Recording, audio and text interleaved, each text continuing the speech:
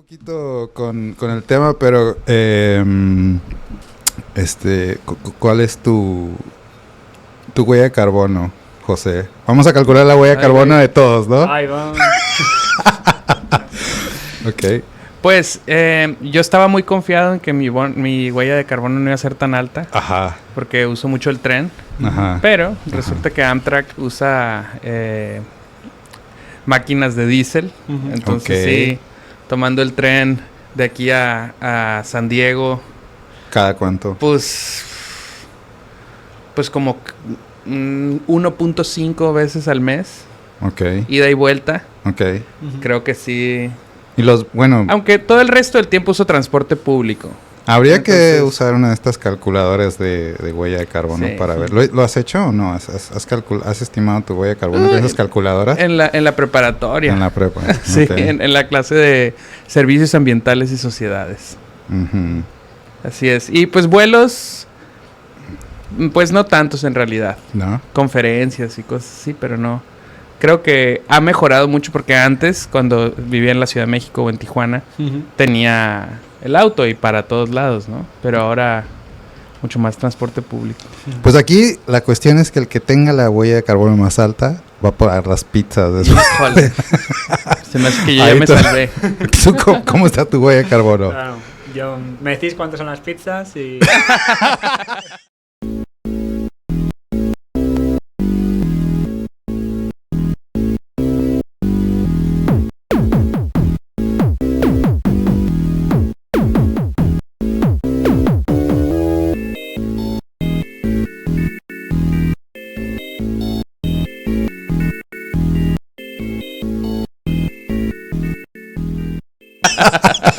¿Pero por qué? ¿Por qué? Porque este año he volado 3 veces a España, desde Los Ángeles.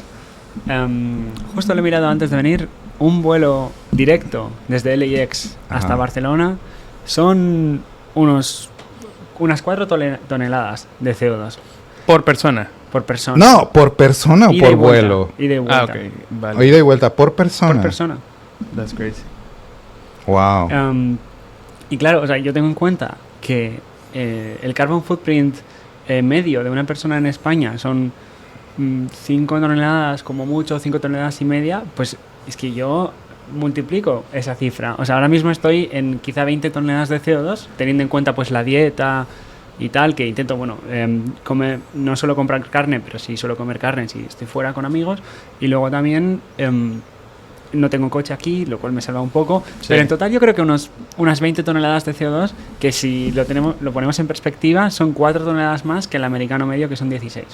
O sea... Y es un año atípico también. También es un año atípico, hay que decirlo. Bueno, sí, claro. Pero, hay algunas cosas que... Por ejemplo, esto de que haya que ir presencialmente a por ejemplo, el año que viene la Conferencia de Economía Ecológica y de Crecimiento, que es la más sostenible que hay, va a ser en Oslo. Okay. Es muy difícil llegar desde España a Oslo en tren, y desde otro lugar del mundo ya ni te digo. Tenemos que volar menos a conferencias y acostumbrarnos a hacer las cosas online. O ahora, por ejemplo, que fui a la defensa de mi plaza de profesor, razón por la que estamos grabando esto apresuradamente antes de que me vaya, y tuve que ir presencialmente, a pesar de que era una entrevista de 1 hora que perfectamente se podría haber hecho online y ahorrar 4 toneladas de CO2. Qué cosa, Sí. Oye, pero pues también es bonito. Claro, ¿no? Y viajar es bello, pero sí es complicado, sí entra aquí como el dilema moral, ¿no? Que justo es un poco de lo que vamos a hablar hoy. Sí, ¿no? Y pues todo los trade-offs de los medios de transporte, ¿no? Porque el avión, y los alimentos. Claro, no, por supuesto. Pero el avión es muy rápido, pero contamina mucho. ¿No? Y todo el debate ahora con los trenes en México, hay un gran proyecto de hacer muchos trenes. Sí, lo vi, pero bueno, al final la finalidad de ese tren parece que no es algo pensado para los mexicanos, ¿verdad? Sino para los turistas. Hay diferentes precios. Sí tiene como... Hay escalas, hay niveles, exacto. Digamos, sí. Y es justo un tema súper controversial porque en los peritajes antropológicos los líderes de las comunidades dicen no queremos el tren, pero los miembros de las comunidades dicen sí queremos el tren porque no hay trabajo. Entonces es un tema complejo. Y la otra es pensar que si no hicieran el tren harían una carretera y que acaba contaminando más, o sea, se vuelve...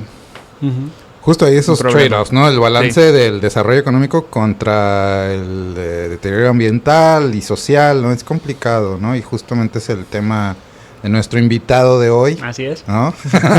Es un gran tema, a mí me interesa mucho y hoy tenemos como invitado a Aitor Marcos.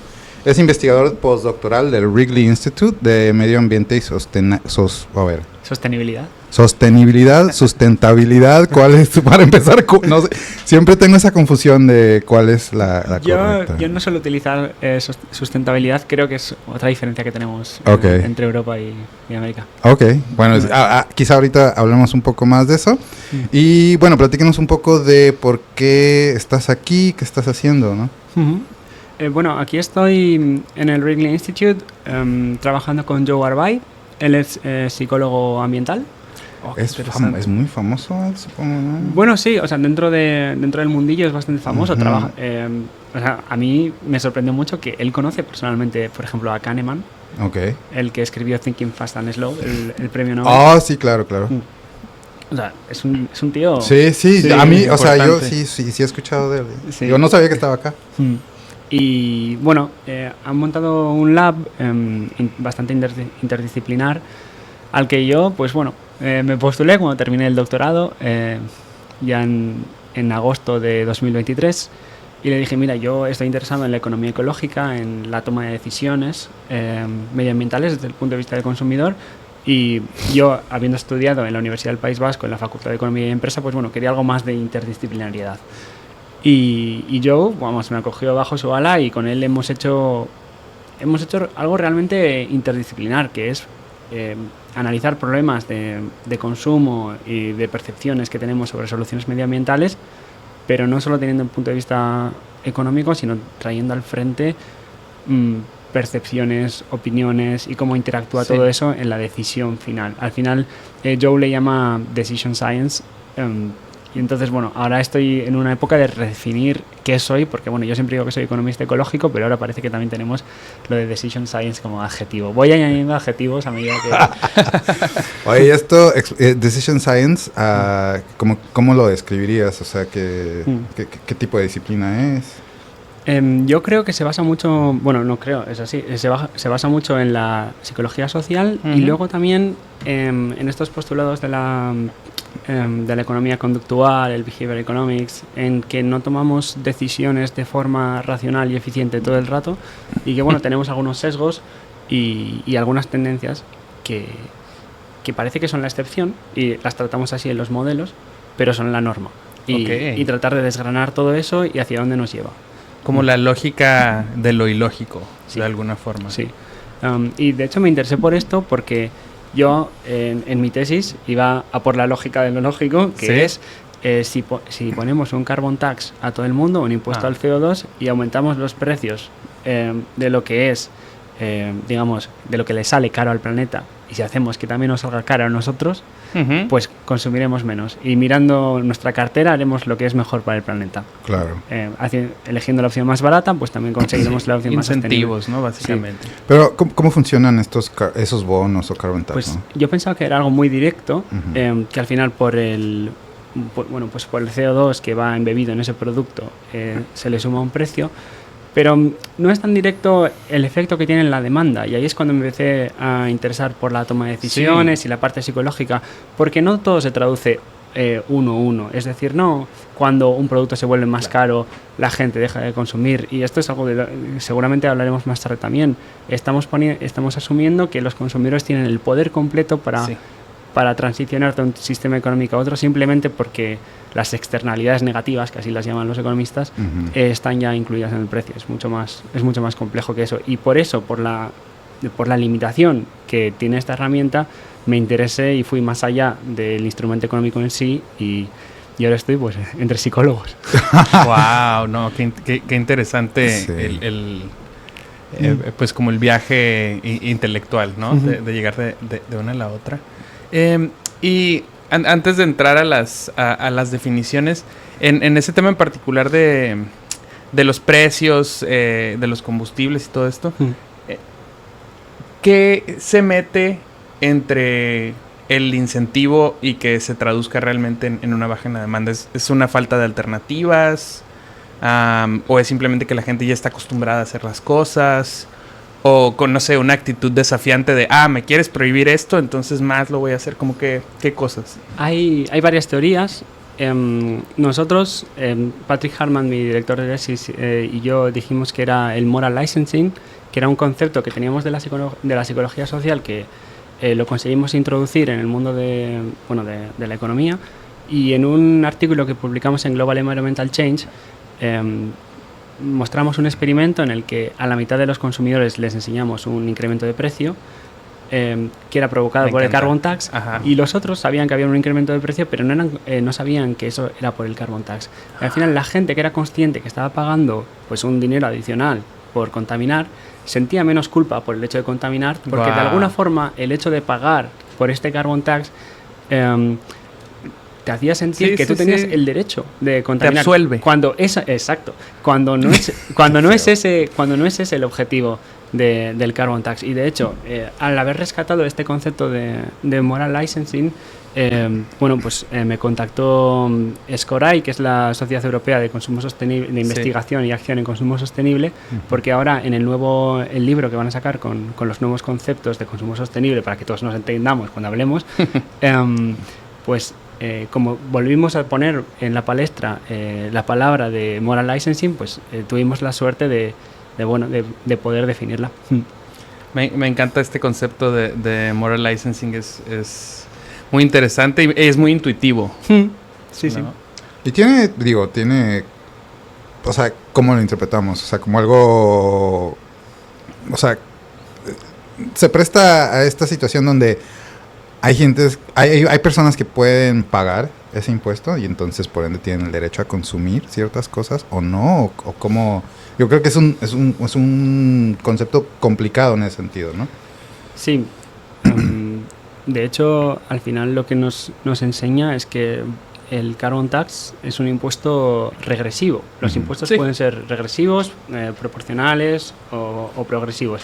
Y este es un impuesto regresivo en el sentido en el que no nos duele igual a alguien de clase obrera pagar $10 que a un multimillonario pagar $10. Entonces, pues la facilidad con la que tú puedes conseguir una absolución, si lo interpretas así, de tu responsabilidad para con el medio ambiente, pues es mucho más sencillo si eres rico.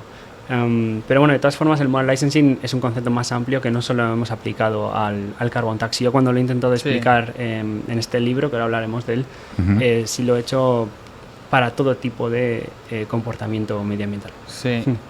Incluso fuera de lo medioambiental se podría traducir, aunque tal vez ese sea otro tema, ¿no? Sí. De hecho, yo en el término, en el libro lo que hablo es que cualquier acción inicial que establezca tu moralidad como persona, comprometida con el medio ambiente, te absuelve en un futuro a la hora de realizar otra acción, o bien porque la gente piense que tú ya eres una persona concienciada con el medio ambiente y por lo tanto esa siguiente acción no debería interpretarse como tal, o simplemente porque una acción compensa la otra. Ambos modelos valen. Pero esto, que nosotros lo trajimos a la investigación relacionada con el consumo sostenible, surgió primero en la psicología social. Había dos investigadores, Monin y Miller, que enseñaban diferentes perfiles de candidatos en un experimento controlado a una persona para ver quién querían contratar. Una persona ambos tenían las mismas cualidades, una era blanca, la otra persona era de color, y solo a uno de ellos anteriormente se les daba la posibilidad de hablar sobre el presidente Obama. Ok, me encanta. Y los que tuvieron la oportunidad de hablar positivamente de Obama, es decir, decir algo positivo de una persona de color, luego a la hora de elegir al candidato preferían más al blanco, porque ya habían establecido que no eran racistas. Y esto es igual. A la hora de comprar algo, ya una vez que establezcas que tú eres una persona comprometida con el medio ambiente, pues hay muchas personas que hay otras que no, pero hay otras que se desvían de ese objetivo. Y a ese desvío concreto es lo que nosotros llamamos moral licensing. Sí. Me pregunto si habrá una variación, y esto ya metiéndose en la parte como antropológica, pero culturas que no estén tan basadas en la culpa, como puede ser el catolicismo, el protestantismo, que sí lo son. Qué interesante. ¿Sucederá lo mismo? No lo sé. Me parece interesantísimo. Sí, sí. Yo creo que no en ese nivel. No, creo que no en ese nivel, pero que sí sucedería también. Sí. Que no sé, me llama mucho la atención. Lo pueden interpretar de otra manera. Ajá, como la estructura mental de algo bueno por algo malo, ¿no? La Exacto. Contabilidad moral. Sí, el poder ir a confesarte a la iglesia a redimir tus pecados. Así es. Y también, digo, de manera muy similar, como hablar de las culturas indígenas, ¿no? O sea, ellos valoran el medio ambiente de una manera muy distinta y muy cierto. Yo creo que no entra esta conversación de moral, no, es un deber cuidar el medio ambiente, ¿no? Eso es otra cosa, lo ven desde otra perspectiva. Exacto. Ahora la ONU tiene 2 paneles intergobernamentales principales. Uno es el IPCC, que va sobre el cambio climático, y luego hay otro que no es tan conocido, que es el IPBES, que es el panel intergubernamental sobre biodiversidad y servicio de los ecosistemas, y encargó un report concreto sobre valores y formas de ver a la naturaleza. Y ahí fueron, como menciona Xiscar, la gente más arraigada con lo local, no solo los indígenas, sino la gente más arraigada con lo local, que más allá de un valor instrumental de la naturaleza, veía un valor intrínseco, es decir, no solo lo que la naturaleza puede hacer por mí, sino el valor de la naturaleza en sí mismo, y el valor relacional, es decir, cómo construyo yo mi identidad a través de la naturaleza. Eso también tiene un valor, pero estos últimos dos no se pueden cuantificar económicamente. Claro, sí. Así que yo, si por mucho carbon tax que le ponga a un producto y ese producto destruya la naturaleza, ese precio que yo estoy pagando solo va a reflejar el valor instrumental y no tanto el valor relacional o intrínseco que tiene algo. Por lo tanto, ¿es el carbon tax realmente una herramienta que nos pueda valer? Sí, no, o sea, yo creo que sí, pero hay que pensar en cómo se va a implementar, ¿no? Y eso es donde se vuelve complicado. O sea, ¿cómo transformas este tipo de conceptos a una política pública efectiva, ¿no? Sí. Y ahí es donde se vuelve extremadamente complicado. O sea, regresando al tema de los aviones, o sea, ¿cómo le haces, ¿no? ¿Cómo aplicas este carbon tax al hecho de que hay trolas de unas pizzas? Exacto. Sí. Pero sí, creo que la segunda pregunta tenía que ver con otro concepto. Digo, bueno, no hemos hablado de qué estamos hablando o por qué estamos hablando de esto, ¿no? O sea, tuvimos 2 textos de tarea que nos mandó. Sí, así es. 2 justo entradas para este volumen del que hablabas hace un momento, que escribió Aitor, que son precisamente moral licensing, en español, ¿cómo diríamos? Licencia moral. Licencia moral, sí. Y el segundo tenía mucho la duda cómo decirlo en español, consumer scapegoatism. Yo lo tuve que mirar en internet. Se vale. Y al final es usar al consumidor como chivo expiatorio. Sí, eso tiene sentido. Gracioso que otra vez el cristianismo, el chivo, ¿no? El goat, claro. Como un símbolo de expiación. Ajá. Y ya hablamos un poco del moral licensing. Ajá. Y el otro, que más o menos van de la mano, que es el consumer scapegoatism, que tiene que ver con poner la responsabilidad para atender problemas sistémicos sobre el consumidor. Así es. Sí, al final, este fue un concepto que lo popularizó, ya venía resonando anteriormente, pero lo popularizó Akenji en un paper que escribió en 2014, en el Journal of Cleaner Production, en el que hablaba sobre este concepto, en el que, en primer lugar, se está mezclando lo que es consumo sostenible y consumismo verde, que consumismo verde lo podemos resumir en básicamente utilizar o aprovechar el hecho de que algo sea sostenible para intentar venderlo más. Claro. Y bueno, pues es el mezclar esos dos conceptos a él le parecía una forma de distraer la atención de cuáles son los problemas principales que tenemos a nivel de transición ecológica, que es que si bien a nivel individual podemos hacer algunas cosas, no tenemos ni los facilitadores institucionales ni a nivel de infraestructuras estamos muy cojos para hacer esa transición. Por lo tanto, el exagerar la agencia que tiene el consumidor por el hecho de ser simplemente el último eslabón de la cadena, Claro. no es lo apropiado. No, para nada. Y de hecho creo que, digo, eso lo pienso mucho cuando voy al súper, ¿no? Digo, ok, quiero comprar una lechuga, pero todo bien empacado en PET, ¿no? Entonces, ¿qué hago? No Claro. tienes opción. O sea, sí, es responsabilidad del consumidor, pero tampoco tenemos opciones para hacerlo. O las opciones, justamente se tiene que pagar un carbon tax para poder consumir sostenible y estás frito, ¿no? Sí, Como sí. consumidor. O sea, no sé, digo. Hace poco vi un meme que me hizo mucha gracia, que es, estaba una persona enfrente de uno de estos supermercados estadounidenses muy grandes que tienen muchísimos huevos, Ajá. típicas docenas de Sí. huevos, que algunos son, bueno, pues Claro. los pollos que han vivido bien, otros mal, Sí. y mirando la cartera y pensando qué nivel de felicidad me puedo permitir para los pollos. Claro. Y es absurdo, pero es que hasta ese punto hemos llegado, Sí. de que como al final la decisión la decisión de consumo la tenemos nosotros, pues que toda la responsabilidad tienen los consumidores, cuando en realidad nosotros no hemos decidido qué se produce, Así Ujú. es. Ni cómo se produce. ni cómo se produce. Y mucha gente dice, no, pero claro, la demanda es lo que genera la oferta. Sí. Pero eso no es así, Claro porque que no. una cosa, y esto entronca con la economía ecológica, una cosa son las necesidades y otras cosas son los deseos. Y Cierto. todos sabemos que los deseos se pueden manufacturar Así es.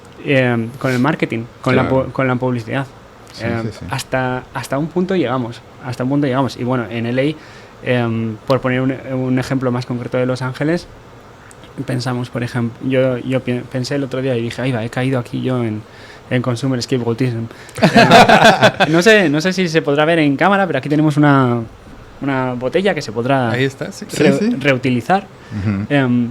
Porque no quiero usar una botella de plástico desechable, ¿verdad? Hasta ahí todo bien. Pero luego llego a casa y pienso, estamos aquí todo el mundo comprando filtros de agua para filtrar el agua. Ajá. Y los que no se quieren comprar filtros porque es caro, porque es una inversión o lo que sea, comprando directamente botellas de agua. Ajá. Cuando... Y digo, vale, entonces, ¿qué es lo mejor? Que todos tengamos estas botellas. Este sería el ejemplo de un consumo sostenible, pero bueno, tirando al consumismo verde, porque realmente me tengo que comprar otra cosa. Sí. Ujú. Cuando realmente no es un problema quizá no del consumidor, sino del sistema. Si tuviéramos una infraestructura Ujú. que nos proporcionara agua potable, no andaríamos todos con estos filtros y todas estas botellitas de plástico. Exacto. Y es algo que perfectamente podrían hacer. En muchas partes hay agua potable, ¿no? Sí. Especialmente, creo que en Estados Unidos, supongo que en España también existe infraestructura para ese tipo de servicios. En México es más complicado. Y en México creo que es el mayor consumidor de agua embotellada, ¿no? Entonces, y justamente porque no hay acceso a agua potable que tú puedas confiar y decir, ok, De voy a la tomar llave, el agua de la pues. llave, ¿no? Ujú. Y entonces eso también es... Pero como dices, o sea, ¿quiénes pueden? ¿Quiénes no? ¿Y cómo se cobra estas cosas? Oye, y otro concepto que apareció ahí en el texto era greenwashing, ¿no? ¿Qué es esto de greenwashing? El greenwashing, que en español podríamos llamarlo como lavado de cara verde, es utilizar una acción que poco o nada tiene que ver con la actividad principal de la empresa para o bien distraer la atención o lavar su imagen ante algo que han hecho que medioambientalmente es reprochable. Ujú. Esto puede tener muchas formas. Aquí, para ligarlo de nuevo con el concepto de consumer scapegoatism, Ujú. al principio de esta charla hemos hablado del carbon footprint y cómo os debo las pizzas y tal. Y el carbon footprint, sí, está muy bien concienciar a la gente de su huella de carbono individual. ¿Y a quién le interesaría que nosotros habláramos de esto y señalarnos entre nosotros? A las empresas. Claro. Y es sobradamente conocido que la empresa que popularizó el concepto de carbon footprint era BP, una petrolera. Sí. de nuevo, este es un concepto, este es un ejemplo de consumer scapegoatism para tenernos señalándonos entre nosotros. Sí, no es... Y también un ejemplo de greenwashing, porque a la hora de promocionar eso, ellos se presentan al mundo como, mirad este concepto, qué interesante, tenemos que ser más sostenibles. Esta segunda parte sí es greenwashing. No, y ellos sabiendo desde hace años los efectos que iba a tener su actividad, ¿no? Y tratando de culpar al consumidor. Yo, si tengo que mirar ahora al futuro, porque bueno, el greenwashing todos sabemos cómo se ha desarrollado estos años, pues campañas más directas, petroleras diciendo que están invirtiendo en tecnologías pues de captura de CO2 o energías renovables, etcétera. Yo de cara al futuro creo que la batalla va a estar en los museos y en los eventos deportivos, porque a medida que se va desplazando a las petroleras, se está arrinconando, no mucho, pero ya no son tan burdos, o sea, son un poco más sutiles a la hora de lavar su imagen. Hasta ahora ha sido bastante neutro el tema del deporte, el tema de museos, incluso de educación. Y yo creo que ahí va a estar la batalla, de si realmente nosotros como sociedad vamos a aceptar que bueno, las petroleras pueden seguir lavando su imagen de forma un poco más o menos más rebuscada esta vez, o si realmente no se les va a dejar espacios en nuestras exposiciones, en nuestros eventos deportivos y en nuestras universidades. No, totalmente. Claro, te refieres a que exista lugar para la crítica en las escuelas y pues, eso sí lo entiendo, pero cuando mencionas el deporte, ahí sí no, como que no entiendo cuál es el vínculo ahí. En la universidad, claro, ahí sí podría generar un conflicto de intereses y ahí está claro. Pero en el mundo del deporte es simplemente el presentarte, en presentar la empresa como algo que nos está patrocinado, garantizando, sí, un patrocinador que nos está garantizando pues una cierta calidad de vida, porque al final tener cultura y tener deporte en nuestra vida también es sinónimo de calidad de vida, y es curioso que lo hagan las mismas empresas que están socavando lo que el planeta, que es lo que acelerando el fin del mundo, sustenta nuestra vida. Eso ya os digo que quizá a día de hoy pueda parecer un ejemplo un poco peregrino, pero yo creo que vamos hacia ahí. Y dentro de 5, 10 años estaremos hablando de esto. Y es súper interesante, sobre todo pensando aquí en el contexto de Los Ángeles, espacios como el Getty, ¿no? O sea, que todo ese dinero es dinero del petróleo. No me digas. ¿En serio? ¿No sabías? No, estuve el sábado, además. Gran lugar. Muy bonito. Gran lugar. Pero John Paul Getty era un oligarca petrolero muy avaro, hay películas sobre él y todo. Y al final con su fortuna pues hace estos museos increíbles gratis. Pero pues es aquí mismo el señor Doheny, el de la biblioteca hermosa que tenemos aquí, hizo muchísimo dinero en el petróleo, ¿no? Pero justamente me parece, o sea, así como ahora están quitando en algunos lugares, no sé, estatuas de personas racistas o que hacían eugenesia y poniendo otros nombres, como que habrá eventualmente esa discusión, ¿no? De decir, o sea, esta persona, su actividad generó que la temperatura del planeta subiera a 3 grados y ahora Florida está bajo el agua. Tal vez tenga sentido quitar su nombre, ¿no? Quizá en alguno de los muchos futuros que se nos abren ahora mismo, pero en otros no, porque esta perspectiva o estos estudios que estoy compartiendo hoy con vosotros son bastante marginales. Lo estoy contando desde una perspectiva de economía ecológica, y ahora mismo si yo abro el sílabus de lo que se estudia aquí en USC o en otras universidades, es una economía neoclásica. Y permitidme brevemente, no os voy a quitar mucho tiempo. No, dale. La economía ecológica se diferencia porque ya partimos de la economía neoclásica, porque intentamos, para empezar, la economía neoclásica nos ha metido un gol a todos, y es que nos ha hecho creer que es políticamente neutral. Ajá, claro. Cuando todo es político, por lo tanto, lo más político de todo es hacerte creer que algo es neutral y natural. Ajá. La economía ecológica va de frente y presenta sus 3 axiomas. Uno, que es que la economía es un subsistema de la ecología. Ok. Es decir, no puede haber economía sin ecología. ¿Tiene sentido? Sí, tiene mucho sentido. Hasta ahí bien. Luego, que la economía existe para servir a las personas y no viceversa. Es decir, no queremos el crecimiento económico por el propio crecimiento económico. Claro. No es un fin en sí mismo. Sí. Y el tercero, que si somos capaces de entender la economía como un subsistema de la ecología, no solo son flujos de dinero, también son flujos de recursos y materiales. De materiales tanto vivos como materiales pues minerales, etcétera. Y de ahí sacamos 3 conclusiones y son con las que luego yo, armado con estas conclusiones, intento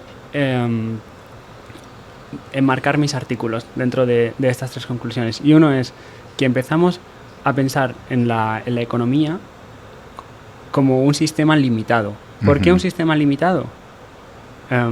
Porque la ecología tiene un límite. Existen unos límites planetarios. No puede haber crecimiento infinito como plantean los neoclásicos, ¿no? Exacto. Segundo, que si existen unos recursos limitados, tenemos que asegurarnos de que haya un reparto justo de esos recursos. Y tercero, que la asignación de esos recursos, además de ser igualitaria, tiene que ser eficiente. Bien, la economía neoclásica se centra en la eficiencia. Pero los otros 2 aspectos los cree superados porque no sé si es una herencia malthusiana o qué, pero se cree que podemos seguir creciendo, y aquí está la teoría de desacoplamiento, que bueno, yo no comulgo con ella, pero es muy popular a día de hoy, y es que el PIB, el Producto Interior Bruto de un país, puede seguir creciendo mientras sus impactos medioambientales se pueden disminuir. Es decir, puede haber una divergencia en el que la riqueza sube y el consumo de materiales baje. Cuando eso no es así, porque estamos ligados a lo material, y en una economía plenamente de servicios podríamos lograrlo simplemente por toda la energía que se necesitaría para seguir creciendo. Entonces, partiendo de ahí, ahí ya hay una distinción muy grande, y nosotros, yo en mi investigación lo que trato de hacer es buscar un hueco en la literatura para que este tipo de economía o este tipo de ver el consumo, que nada tiene que ver con el consumismo verde, tenga un hueco. Y ahí, pues bueno, en la economía ecológica yo creo que he encontrado un buen lugar, porque estos axiomas resuenan conmigo. Y se resume, y ya termino este speech, con algo muy simple del consumo sostenible, y es que necesitamos un techo de consumo y un suelo de consumo. El suelo es muy simple, y lo marcan los Objetivos de Desarrollo Sostenible, que es un consumo mínimo que garantice una vida digna para todas las personas, que es el límite social. Y el techo de ese consumo, o límite ecológico, son los límites planetarios.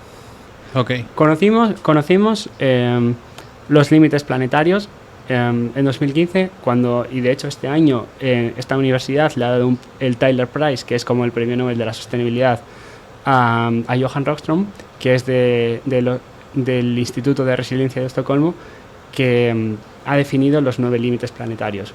Ya sabemos cuáles son, y sabemos que de 9, 6 ya los hemos sobrepasado. Oh, Dios. Y por debajo ya sabemos cuáles son, los hemos escuchado hasta la saciedad, los Objetivos de Desarrollo Sostenible.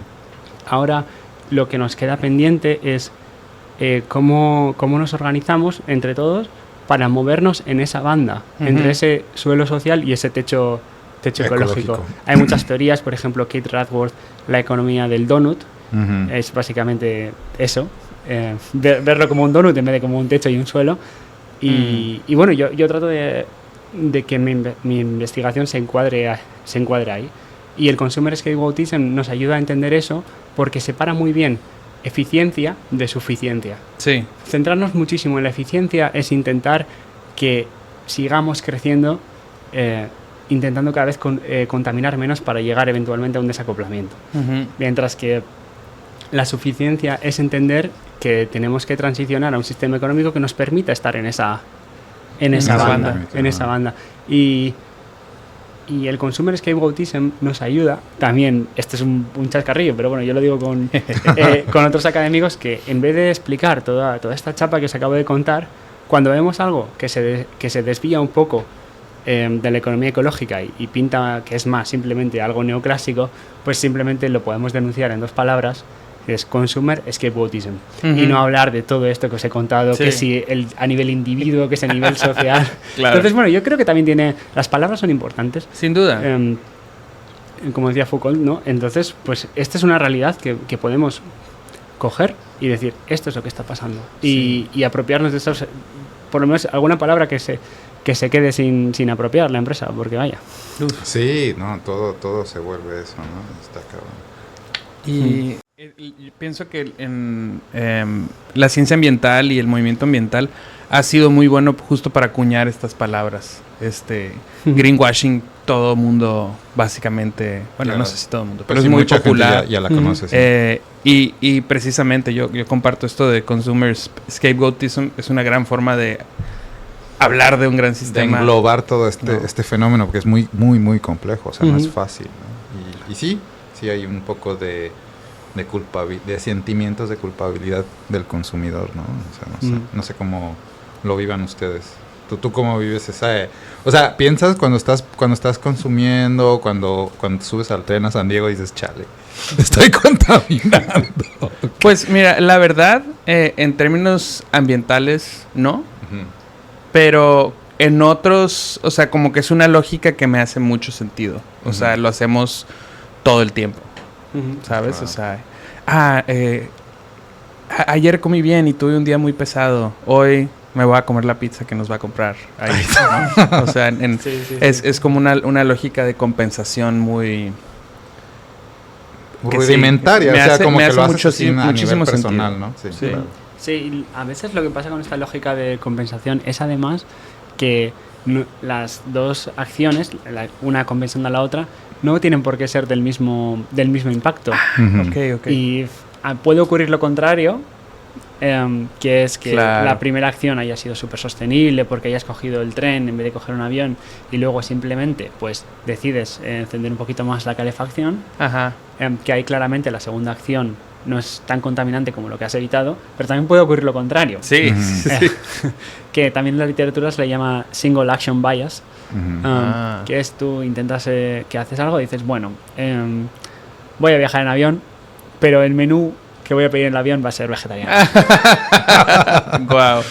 Salvando el planeta. Oye, pues es como la conversación que tuvimos con Diego también, ¿no? Que hablamos de los árboles, donde dicen, ok, voy a construir y voy a derrumbar 20 árboles, pero voy a reponer 100, pero los voy a poner en este lugar donde a lo mejor no tienen la misma función, o sea, no, pocas veces es equivalente esa acción, ¿no? Y entonces es muy, o sea, no sé.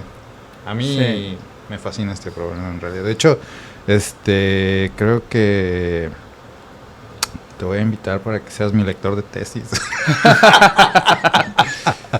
Oye, sí ha sido bastante buena la conversación, ¿no? Oye, y finalmente yo creo que para empezar a cerrar aquí, estos dos textos que nos mandaste son parte de que platícanos un poco de qué es este trabajo y cuándo se va a publicar o si ya se publicó. Sí, ¿no? Se va a publicar en primavera de 2025 en la editorial Routledge. El libro se va a llamar Vocabulary for Sustainable Consumption and Lifestyles. Está de nuevo promovido por SCORAI, que es la Sociedad Europea de Consumo Sostenible, y ahí va a haber 75 conceptos que, como el consumo sostenible y la sostenibilidad en general es un área muy interdisciplinar, muchas veces utilizamos las mismas las diferentes palabras para hablar de lo mismo. Entonces, esto nace con vocación de entendernos entre todos y también utilizar un lenguaje llano al hablar sobre estos temas. También nace como un spin-off de otra iniciativa, de otro libro que quedó muy bien, que fue el libro en el que se explicaba el vocabulario del decrecimiento, que es otro gran tema que hoy no hemos tenido oportunidad de tratar. Pero bueno, la economía ecológica parece que nos envía la señal de que tenemos que transicionar por lo menos a un postcrecimiento. Sí, totalmente. Y va a ser de crecimiento, lo queramos o no, porque el planeta tiene unos límites. Y ese libro, el concepto de crecimiento en sí es un bombazo, cada uno tiene una opinión.